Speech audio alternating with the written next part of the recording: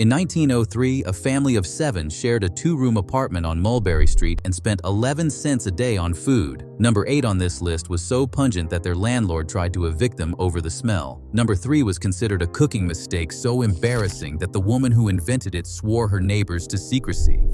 And it is now served in restaurants for $22 a plate. These 25 pasta dishes were never written down, never photographed, and never put on a menu. They fed a people who arrived with nothing and built something extraordinary on the back of a pot of boiling water and whatever cost least at the pushcart that morning. Hi, my name is Joseph, and this is Forgotten Old American. And today, we are going back to the streets that smelled like garlic, coal smoke, and something simmering on a stove that had no business smelling that good, given what was in it. Number 25. Pasta e fagioli. If there is one dish that every single Italian immigrant family on the Lower East Side knew by heart, it was this one. Pasta and beans. Not the refined restaurant version with a drizzle of good olive oil and a sprig of rosemary. The real version.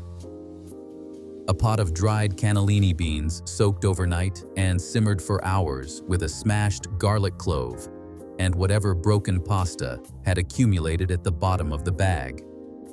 The broth thickened as the beans broke down until you could not tell where the soup ended and the pasta began. It was dense and starchy, and filling in a way that cost almost nothing. A pound of dried beans ran about 3 cents in 1910. The pasta was even cheaper. On Mulberry Street, on Elizabeth Street, and the blocks in between, this was not a recipe. It was a reflex. Number 24. Spaghetti aglio e olio. Garlic and oil. That was the entire dish. You boiled the spaghetti, you fried sliced garlic in whatever olive oil you had until it turned golden at the edges. You tossed the two together with a pinch of salt and a handful of chopped parsley if the week had been kind. That was supper. The garlic sweetened as it cooked, infusing the oil with a depth that had no business coming from 2 ingredients and 10 minutes. Southern Italian immigrants, most of the families who settled in Little Italy, came from Naples, Sicily, and Calabria, had eaten versions of this dish for generations before they ever saw New York. They brought it across the Atlantic in their hands, stored in muscle memory, and it cost them almost nothing to keep making it on the other side. Number 23. Pasta e patate. Pasta and potatoes sounds like a joke to a modern nutritionist. Carbohydrates cooked inside more carbohydrates. But try telling that to a man who worked 12 hours on a construction site in January of 1914 and who came home to a cold apartment with 5 children in it. This dish was engineering. Diced potatoes simmered until soft in a pot of water with a smashed tomato and garlic, and short pasta added directly to the pot to cook in the starchy water. The whole thing thickened by the potato starch into something almost creamy, thick enough to eat with a fork and filling enough to quiet 5 children. In Naples, they still make it today. In 1912, New York, they made it because rent was due. Number 22. Pasta e lenticchie. Lentils were the bean that did not require soaking. You could decide at 4 in the afternoon that lentils were for dinner and they would be ready by 6. For a woman managing a household on almost nothing, that flexibility mattered enormously.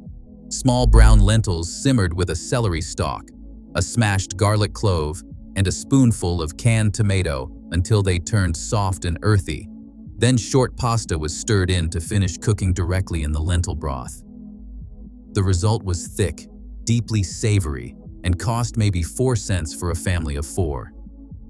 Immigrants from Umbria and Abruzzo brought this dish specifically. It crossed every regional line because poverty, as someone smarter than me once said, does not care what village you came from. Number 21. Broken spaghetti soup. This dish existed because of one simple fact. Long spaghetti did not always fit in the pot. And when you were cooking on a single gas ring in a tenement kitchen with a pot that held maybe 2 quarts of water, you broke the spaghetti into thirds and dropped it into whatever broth you had. Chicken broth if the week had been very good, water with a Parmesan rind, and a can of tomatoes if it had not. The broken pasta cooked in the broth and absorbed every bit of flavor the liquid had to give. Nothing was wasted. The Parmesan rind, that hard piece most people today throw away without thinking, gave the broth a richness that seemed almost impossible, given that it was essentially a piece of cheese trash. Your grandmother was not being frugal. She was being brilliant. Number 20. Spaghetti with lard and garlic. Before olive oil became affordable and widely available, lard was the fat that cooked everything in the Italian immigrant kitchen. It came in buckets, cost almost nothing, and it kept without refrigeration during the cold months, which were half the year in New York. Garlic, sliced thin and fried in rendered lard until golden, was tossed with hot spaghetti and a snowfall of whatever hard cheese was affordable, usually a dry-aged pecorino because it was cheaper than Parmigiano. The lard gave the dish a richness that olive oil cannot fully replicate, a different kind of silkiness, heavier and more unctuous. Food writers discovered this dish recently and called it a revelation. The immigrants who ate it in 1915 called it Wednesday. Number 19. Pasta with canned tomatoes and nothing else. When Gennaro Lombardi opened his grocery on Spring Street in 1897, canned tomatoes were one of the first things he stocked. Because canned tomatoes, to a Neapolitan family 3 weeks into an American winter with no garden and no sun, were survival. A can of crushed tomatoes heated in a pan with garlic and a splash of the pasta water, tossed with whatever shape was cheapest that week. No meat, no vegetables. Nothing added to distract from the pure, acidic brightness of the tomato itself. This is the dish that food historians call the foundation of Italian-American cooking. And they are not wrong. Everything that came after, the meatballs, the Sunday gravy, the slow braised everything, all of it grew out of this. Pasta, tomato, done. Number 18. Pasta e ceci. Chickpeas, garlic, rosemary. A little tomato. Short pasta cooked directly in the pot.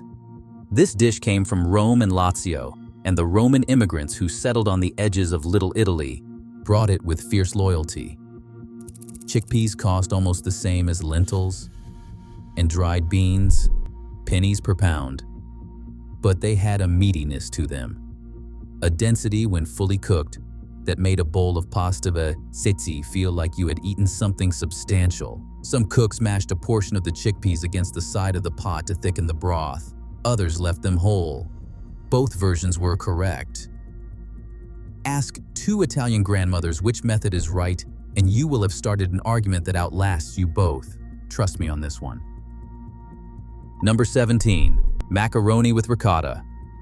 Ricotta in 1910 was not the tidy plastic container from the supermarket refrigerator case. It was made fresh daily by the Italian dairymen who operated small shops on Bleecker and Carmine streets. A pound cost 8 cents. Immigrants who came from Campania and Sicily grew up eating pasta tossed with fresh ricotta, a drizzle of oil, a handful of basil when the season allowed. In New York, they recreated it exactly. Hot pasta tossed with fresh ricotta until the heat of the noodles melted the cheese into a sauce that coated everything in a white, creamy richness. Nothing else needed. No cooking beyond boiling the pasta. The ricotta was the sauce. And a pound fed 4 people for 8 cents. I will let you do that math yourself. Number 16. Pasta with salt pork gravy. Long before guanciale became a word that Brooklyn restaurants put on chalkboards, Italian immigrants used salt pork. Cured pork belly, sold cheap at the butcher shops that lined the neighborhood, was rendered slowly in a pan until the fat ran clear and the little pieces of meat turned dark and crispy. Then, a can of crushed tomatoes was added to the drippings, and the mixture, simmered down into a thick, smoky, savory sauce that clung to rigatoni or ziti like it was made for nothing else. The salt pork was not a substitute for better ingredients. It was the ingredient.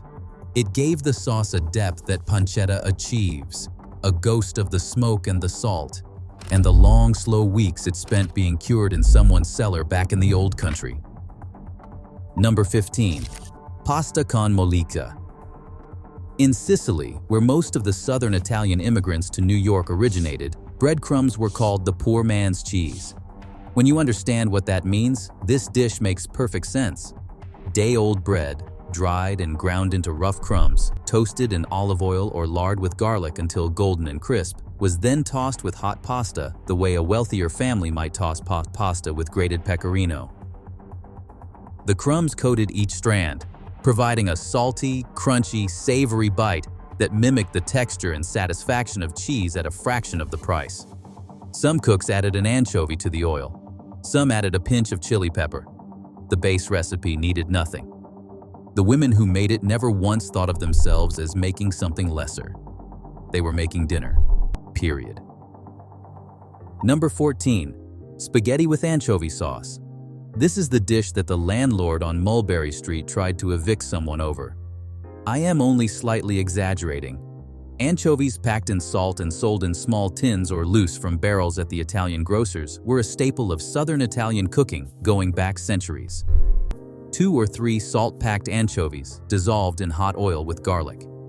The fish melting completely into the fat until they vanished, leaving behind an almost indescribably deep umami richness that coated spaghetti like something far more expensive than a 2-cent fish. The smell, undeniable and powerful, drifted through every floor of a tenement building. Neighbors complained.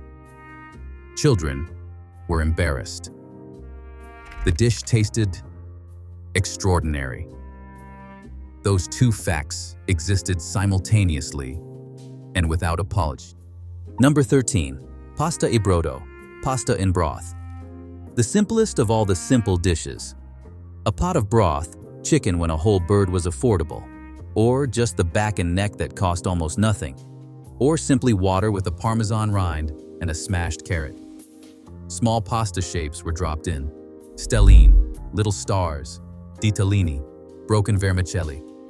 Whatever was at the bottom of the bag, served to sick children, to recovering adults, and to elderly nonnas who could no longer chew much else. This was the Italian immigrant medicine cabinet. No pharmacist on Mulberry Street was consulted. No doctor's prescription required. Just a pot of broth, small pasta, and the steady confidence of a woman who had made this for every sick person in her family going back as far as anyone could remember. Number 12. Macaroni with butter and a little cheese. Not every dish had a long history or a regional provenance or a name worth remembering. Sometimes the pot had butter and pasta and a bit of hard cheese, and that was the entire story. Children loved this dish with an enthusiasm they never applied to beans or lentils. It was simple to the point of absurdity. Hot pasta was tossed with a small knob of butter until it melted. A handful of grated cheese, a pinch of salt. Done in the time it took to boil the water. Mothers made it when the cupboard was bare and the children were already complaining. It asked almost nothing. It delivered exactly what was needed. Today, upscale restaurants serve a version of this for $24 and call it elevated simplicity. Your great-great-grandmother called it 5 minutes. And stop asking me what is for dinner. Number 11. Pasta with escarole and white beans. Escarole, the slightly bitter leafy green that wilted beautifully in a hot pan, was sold by the pushcart men who worked the streets of Little Italy for almost nothing in winter when nothing else green was available. It was wilted in olive oil with garlic, combined with white cannellini beans and their cooking liquid, tossed with short pasta, and finished with a handful of grated cheese. The bitterness of the escarole cut against the creamy sweetness of the beans in a way that tasted considered, intentional, sophisticated. Even though it was built from the cheapest winter ingredients the neighborhood had to offer. Some historians of Italian-American food call this one of the most nutritionally complete dishes ever assembled from poverty ingredients. The women who made it just called it keeping the children healthy through February. Number 10. Pasta with tripe sauce. Tripe, the stomach lining of a cow, sold for almost nothing at the butchers on Bleecker Street, because Americans of other backgrounds did not know what to do with it and did not particularly want to find out. Italian immigrants knew exactly what to do with it. They braised it for hours in tomato sauce with onion and celery and a pinch of chili pepper until it turned tender and silky and absorbed the sauce completely. Tossed with thick rigatoni and a heavy hand of pecorino. The tripe dish that Roman immigrants specifically brought to New York was called trippa alla romana, and it was Sunday food, celebration food, made when money was tighter than usual and someone needed to feel fed properly. You could feed 6 people for 15 cents. That is not a typo. Number 9. Spaghetti with sardines. Different from the anchovy dish in one critical way. The sardines do not disappear into the oil. You see them. Whole sardines, or large flaked pieces, tossed openly with spaghetti and the toasted breadcrumbs from pasta con mollica, pine nuts and raisins when a Sicilian cook was making it, echoing an Arab culinary influence that went back centuries before anyone in Little Italy thought to question it. The combination of sweet raisins against oily sardines against crunchy breadcrumbs in a single bowl of pasta is one of the most complex flavor combinations in the entire history of this cuisine. It costs almost nothing. It requires almost no skill. It has been nearly completely forgotten outside of Sicily, and I genuinely cannot explain any of those 3 facts. Number 8. Pasta e piselli. Peas and pasta, the spring dish. When the pushcarts started arriving with fresh peas in April and May, Italian mothers bought them by the bagful because fresh peas were cheap in season, and they cooked in minutes. Shelled peas, simmered in a little olive oil, with onion and pancetta, or salt pork when available, or just the onion alone when money was short. A cup of water was added. Short pasta was cooked directly in the liquid, and the dish was finished with a handful of grated cheese. The peas turned sweet as they cooked, and the pasta absorbed the pea-scented broth. The whole thing came together in 20 minutes. For a family that had eaten beans and lentils through a long New York winter, the first pot of pasta e piselli in April felt like actual spring had arrived at the table. Number 7. Macaroni with egg and onion. This is the dish that tells you everything about Italian immigrant ingenuity. Long before carbonara became the most debated pasta dish on the internet, Italian mothers on the Lower East Side were tossing hot pasta with beaten eggs and fried onions to create something creamy, rich, and complete. Without spending more than 3 cents, the heat of the pasta cooked the egg as it was tossed, coating every strand in a silky golden film. The onions, fried slowly in lard or oil until sweet and deeply caramelized, gave the dish a savory foundation that made it feel like far more than its ingredients. Eggs cost 12 cents a dozen in 1912. Onions cost almost nothing. The two together against hot pasta produce something that deserves to be far more famous than it is. Number 6. Pasta with broccoli rabe and garlic. Broccoli rabe, not the supermarket broccoli most Americans picture when they hear the word. The bitter, leafy, slightly pungent vegetable that Calabrian and Neapolitan immigrants grew in window boxes and backyard plots and bought cheaply from the pushcarts because American customers of other backgrounds found it too bitter and left it for the Italians. Blanched briefly, then finished in a hot pan with sliced garlic and a pinch of red pepper flakes. In olive oil. Tossed with orecchiette, or whatever short pasta was on hand, and finished with a shower of breadcrumbs if there was no cheese. The bitterness of the greens against the heat of the pepper and the sweetness of the garlic is a combination so balanced that it requires no adjustment, no addition, no improvement. Generations of Calabrian grandmothers perfected this. The pushcarts made it affordable. The pot made it dinner. Number 5. Ragu di frattaglie. This was the Sunday gravy for the families who could not afford Sunday gravy.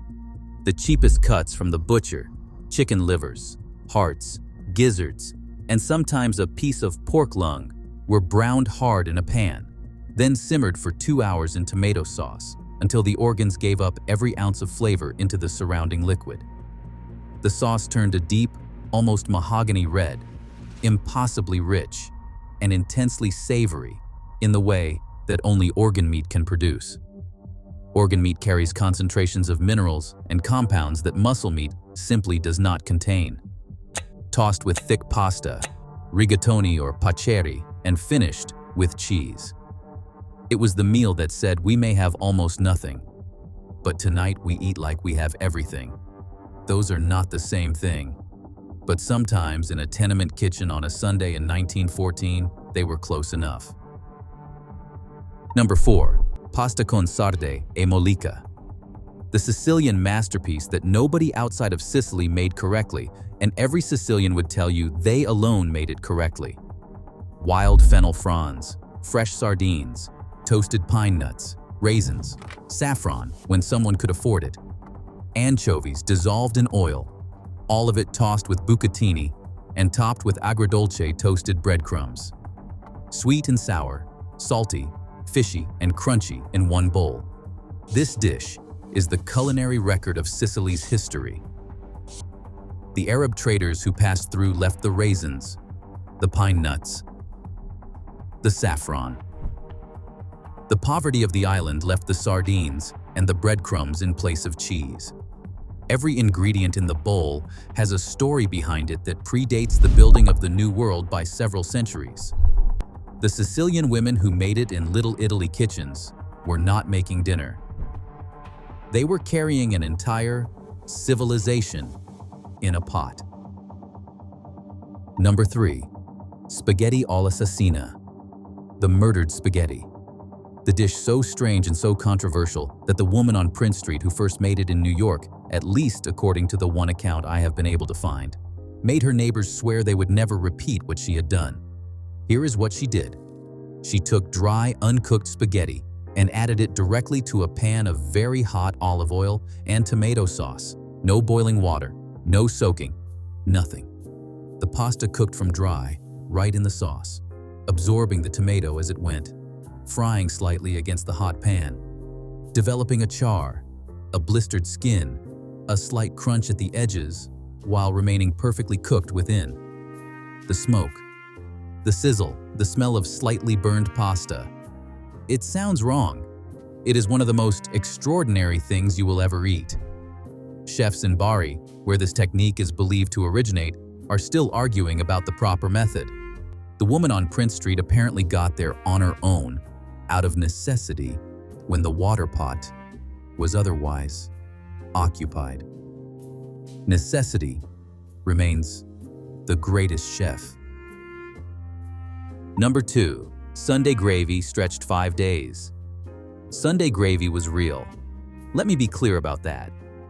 On Sunday, when the week's small savings could be directed to the table, Italian immigrant women made the long sauce. Tomatoes from a can, or fresh in summer, simmered for hours, with meatballs made from the cheapest ground beef, mixed with breadcrumbs, to stretch the meat further. A link of sausage, maybe a braised piece of pork. It was the meal that filled the whole building with its smell, the thing the children talked about all week, and the reason the men came home early. On Monday, the remaining sauce was thinned with a cup of water and tossed with pasta. On Tuesday, it was thinned again. On Wednesday, it was combined with beans or whatever was available. On Thursday, the last of it was scraped from the pot and mixed with broth and small pasta for soup. The Sunday gravy did not end on Sunday. It was an investment, a financial decision as much as a culinary one. A pot of sauce that cost 40 cents to make on Sunday kept a family eating well through Thursday with almost nothing additional spent. That is not just cooking. That is a woman managing a household budget with the precision of an accountant. the love of a mother, and the skill of someone who had been doing it since she was 8 years old, learning from her own mother in a village kitchen in Campania. Number 1. Plain pasta with olive oil and memory. At the very bottom of everything, when the week had been brutal and the money was entirely gone and the beans had run out and there was nothing in the pantry but a box of pasta and the small bottle of olive oil that was rationed like medicine, this was the meal. Boiled pasta, drained but not completely, a little of the starchy water still clinging to it, a pour of olive oil, a pinch of salt. That was all. No garlic, no cheese, no tomato. Nothing to call it anything other than what it was. In Italy, this was the meal of absolute last resort, the plate that said tomorrow must be better.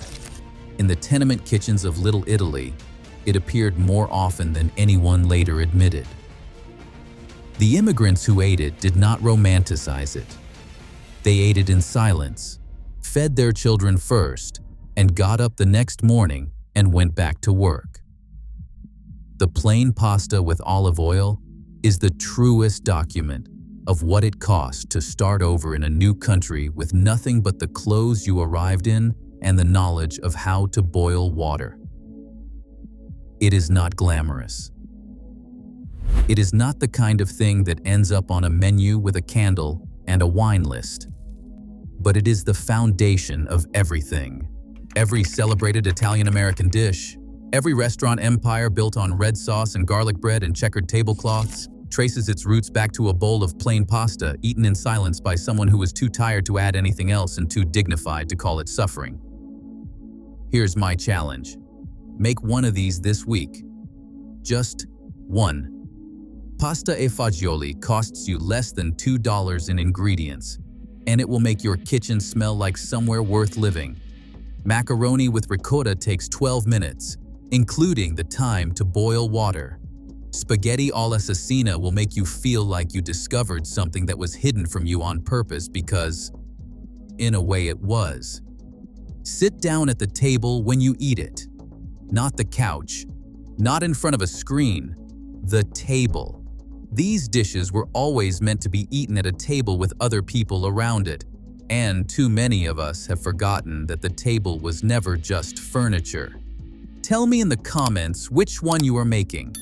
I want to know if anyone attempts pasta con sarde, because I want to know if the raisins convert you the way they converted me. I want to know if anyone's grandmother made the macaroni with egg and onion and never once told you what it was called, because she did not know it had a name. She just knew how to make it. These were not recipes. They were the terms by which a generation of people negotiated their survival in a city that did not particularly care whether they made it. They made it. The pasta helped, and so did the woman at the stove, who knew exactly what she was doing, even when she had almost nothing to work with.